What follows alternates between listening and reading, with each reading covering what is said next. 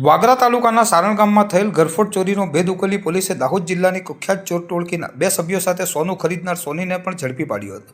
આરોપીઓ પાસેથી ચોરીમાં ગયેલ 19 તોલા સોનાના દાગીના જપ્ત કરવામાં આવ્યા હતા. બનાવની પ્રાપ્ત વિગત મુજબ સારણ ગામમાં 3 જુલાઈની રાત્રિ દરમિયાન બારી તોડીને ઘરમાં ઘૂસેલ ચોરોએ 20,85,000ના સોના ચાંદીના દાગીના તથા 10 લાખની રોકડ રકમ મળી 30,85,000ની ચોરી કરી હતી. ચોરીના ગુનાની ગંભીરતાને ધ્યાનમાં રાખીને વાગરા પીઆઈ SD ફુલતરિયા અને ભરૂચ LCBએ તાત્કાલિક તપાસ શરૂ કરી હતી. પોલીસે ટેકનિકલ સર્વેલન્સ અને હ્યુમન ઇન્ટેલિજન્સના આધારે તપાસ હાથ ધરી હતી. તપાસ દરમિયાન પોલીસને ચોરીમાં દાહોદના ગરબાડા વિસ્તારના ટોળકી સંડોવાઈ હોવાની ચોક્કસ બાતમી મળી હતી, જેથી પોલીસે વિશેષ ટીમ બનાવી દાહોદ જિલ્લાના આંબલી ખજુરિયા ગામે દરોડા પાડી ચોરીના મુખ્ય આરોપી વિજય દીપાભાઈ પલાસને ઝડપી પાડ્યો હતો. પ્રાથમિક પૂછપરછમાં વિજયે અન્ય સાગરીતો સાથે મળીને ગુનો કર્યાની કબૂલાત આપી હતી.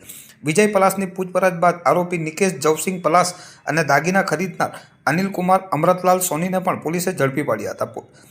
સોનીએ પોલીસને જણાવ્યું હતું કે તેણે ચોરીના દાગીના ઓગાળી 190 ગ્રામની સોનાની લકડી બનાવી હતી. આ ગુનામાં સંડોવાયેલ અન્ય 2 આરોપીઓ અરવિંદ મડિયા મીણા અને શિવરાજ ધાડકા પ્લાસ બંને દાહોદના આંબલી ખજુરિયાના નિવાસી હોવાનું સામે આવ્યું છે. બંનેને વોન્ટેડ જાહેર કરી તેમની ધરપકડ માટેની તજવીજ હાથ ધરવામાં આવી હતી. વાગરા પોલીસે ચોરીકાંડનો ભેદ ઉકેલી નાખ્યો હતો.